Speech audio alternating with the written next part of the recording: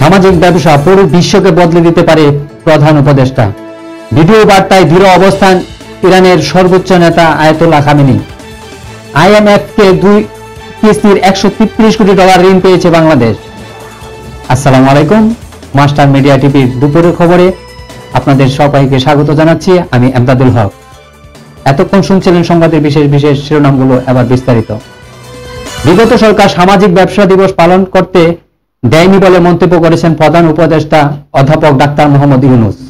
আজ সকালে 15তম সামাজিক ব্যবসা দিবস উপলক্ষে সাভারের জিরাবতে সামাজিক কনভেনশন সেন্টারে 2 দিনব্যাপী কর্মসূচি উদ্বোধনী অনুষ্ঠানে যোগ দিয়ে তিনি এই কথা বলেন। আরো জানাচ্ছেন নাহিদ কামাল। এবারে আন্তর্জাতিক প্রসঙ্গ। ইরানের সর্বোচ্চ নেতা আয়াতুল্লাহ আলী খামেনি কোথায় এমন প্রশ্ন কয়েকদিন ধরে উঠেছিল।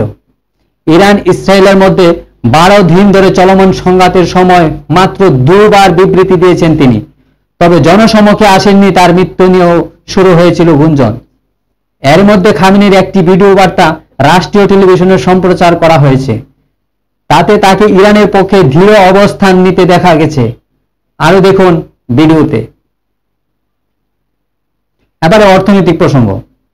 দীর্ঘ দর কষাকষি ও অর্থনৈতিক শর্ত পূরণে পথ ফিরিয়ে আন্তর্জাতিক মুদ্রা তহবিলের IMF চতুর্থ ও পঞ্চম কিস্তির মোট $133 কোটি পেয়েছে বাংলাদেশ।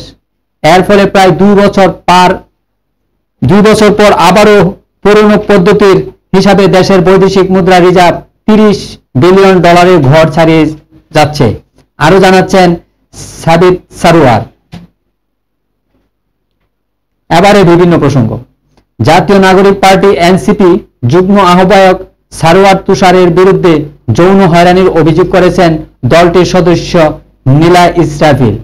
সামাজিক যোগাযোগ মাধ্যমে ফেসবুকে একাধিক পোস্টে তিনি এই অভিযোগ তোলার পাশাপাশি নানান মন্তব্য প্রক্রিয়ার জবাবও দিয়েছেন। আরো দেখুন বিস্তারিত। দর্শক, এই ছিল এখনকার সংবাদ। পরবর্তী সংবাদ দেখার আমন্ত্রণ জানিয়ে এখানেই শেষ করছি। ধন্যবাদ।